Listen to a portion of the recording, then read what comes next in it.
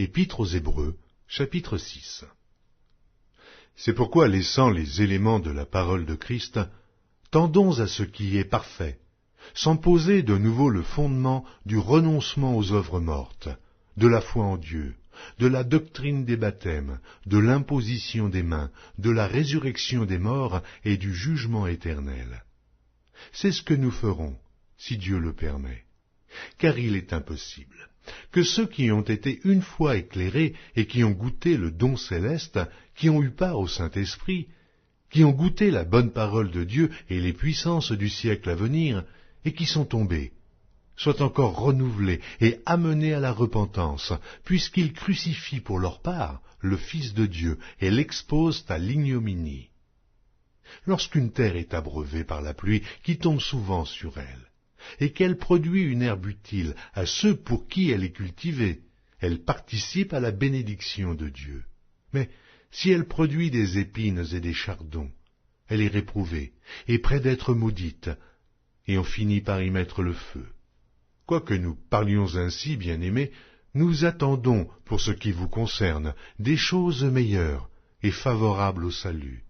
Car Dieu n'est pas injuste pour oublier votre travail et l'amour que vous avez montré pour son nom, ayant rendu et rendant encore des services aux saints. Nous désirons que chacun de vous montre le même zèle pour conserver jusqu'à la fin une pleine espérance, en sorte que vous ne vous relâchiez point, et que vous imitiez ceux qui, par la foi et la persévérance, héritent des promesses.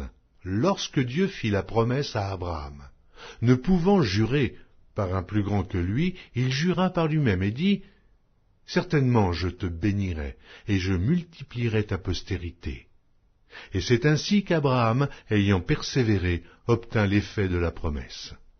Or les hommes jurent par celui qui est plus grand qu'eux, et le serment est une garantie qui met fin à tous leurs différends.